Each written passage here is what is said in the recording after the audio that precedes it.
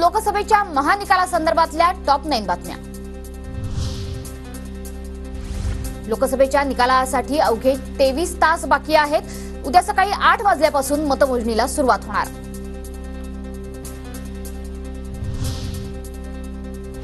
4 जूनला मतमोजणी होईल आणि हुकुमशाहीचा अंधकार दूर होईल। मोदींनी ध्यान केलं तरी जनतेच्या मनातला उद्रेक शांत करू शकलेले नाहीत। सामनाच्या अग्रलेखातून मोदींसह भाजपवर जोरदार निशाणा। लोकसभा निवडणूक मतमोजणीसाठी सज्ज। मतमोजणीसाठी लोकसभा निवडणुकीच्या सर्व यंत्रणा सज्ज।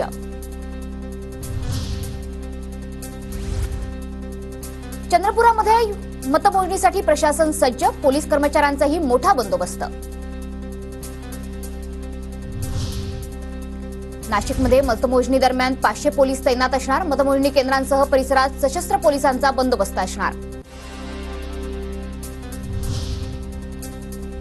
नंदुरबारमध्ये उद्या वखार महामंडळाच्या गोडाऊनमध्ये मतमोजणी होणार। 600 कर्मचारी सज्ज तर सीआरपीएफ सह एसआरपी आणि पोलिसांचाही बंदोबस्त असणार। कल्याण लोकसभेचे महायुतीचे उमेदवार श्रीकांत शिंदेंचं बॅनर सोशल मीडियावर व्हायरल। खबर पक्की, हॅट्रिक नक्की, श्रीकांत शिंदेंच्या बॅनरवरचा उल्लेख।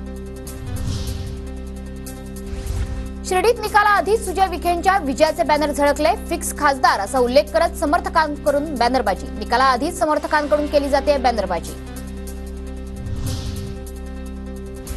धाराशिवच्या जागजी गावात ओमराजे निंबाळकर यांच्या विजयाचे बॅनर झळकले। एक्झिट पोलमध्ये निंबाळकरांना कौल दिल्यानं कार्यकर्त्यांमध्ये उत्साह।